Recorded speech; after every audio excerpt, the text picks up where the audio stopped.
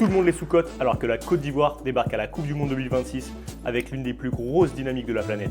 C'est probablement l'équipe qui a vécu le plus gros comeback du football récent.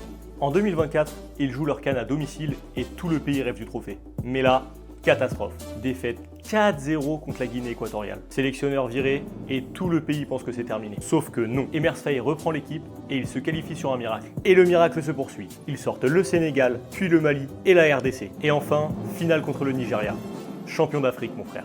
Le scénario n'a aucun sens et c'est que le début. Le Sénégal a fait 10 000 likes.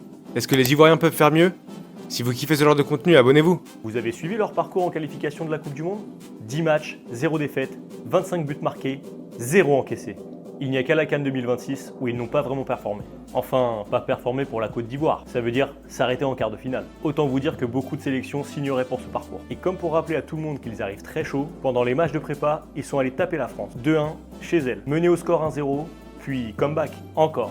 Dans le jeu, c'est un mélange de puissance, de vitesse et d'impact. Au milieu, Kessié, Sangaré et Fofana, c'est un trio qui fait mal physiquement. Derrière, Ndika, Kosunu et Singo, c'est du haut niveau. Sur le secteur offensif, les transitions ivoiriennes sont parmi les plus dangereuses du tournoi. Le joueur qui symbolise cette nouvelle Côte d'Ivoire, c'est Amad Diallo. C'est le joueur qui crée le désordre, qui casse les lignes, qui fait basculer la dynamique d'un match. Notre pépite à surveiller, c'est Yann Diomandé. Retenez bien ce nom, parce qu'aujourd'hui, il est encore dans la catégorie des talents prometteurs. Dans quelques semaines, tout le monde parlera de lui. Leur facteur X, c'est Ange-Johan Boni. Puissant, mobile, capable de fixer une défense tout entière. Le profil parfait pour les matchs à élimination directe. Et pour finir, mention spéciale à Guéradoué, le frère de Désiré, auteur d'un énorme match contre la France. Durant ce tournoi, il y a de bonnes chances qu'il se fasse un nom. Un prénom. Mon prono pour la Côte d'Ivoire, quart de finale. Oui, parce qu'à un moment, quand tu gagnes une CAN, que tu traverses des qualifs sans encaisser un but, et que tu fais tomber la France à quelques jours du tournoi, ce n'est plus une surprise, c'est une candidature. La Côte d'Ivoire est-elle sur le point de réaliser la plus grande Coupe du Monde de son histoire?